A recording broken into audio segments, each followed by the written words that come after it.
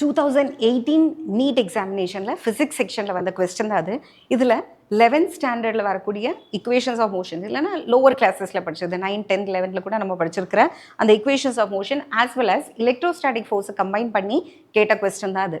An electron falls from rest through a vertical distance h in a uniform and vertically upward directed electric field. First கேஸில் electric field வந்து upward directionல இருக்குது. Positive negative எலக்ட்ரானை நம்ம கீழே விழ வைக்கிறோம். It will be attracted towards a positive charge. அதனோட mass வந்து let it be me.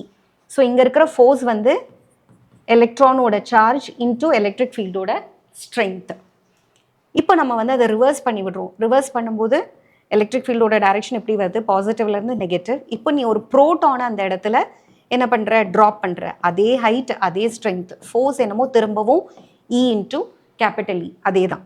So S is equal to UT plus half AT square. Height traveled by electron H தான். Height traveled by the proton is also H. Half AE TE square should be equal to half AP TP square. So இந்த ரெண்டு கேசஸில் half cancel ஆகிடுது. AE வர இடத்துல நம்ம என்ன போடணும், F by ME போடணும். ஸோ இதை நான் எப்படி எழுதிக்கலாம், TE square by ME is equal to TP square by MP அப்படின்னு எழுதலாம். Because acceleration is inversely proportional to mass. So அவங்க கேட்டிருக்கிறது டிஇயோட வேல்யூ டிஇ பை டிபி கிரேட்டரா லெஸ்ஸானு கேட்டிருக்காங்க. டிஇ தான் comparison with respect to proton. So DE by DP வேணும்னா நீ வந்து எம்இ பை எம்பியோட ஸ்கொயர் ரூட் பண்ணணும். நமக்கு தெரியும் எலக்ட்ரான் வந்து ப்ரோட்டானை விட ரொம்பவே 2000 மடங்கு ரொம்பவே வெயிட்லெஸ்ஸாக இருக்குது. அதனால இந்த ரேஷியோ வந்து ரொம்பவே சின்னதாக இருக்கும். வெரி வெரி லெஸ் தேன் 1 அப்படின்னு என்ன அர்த்தம், DE is smaller than DP.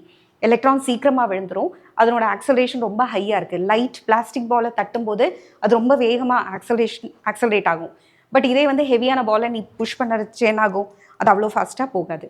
இந்த கான்செப்ட் தான் இதில் அப்ளை ஆகுது. Hope it is clear.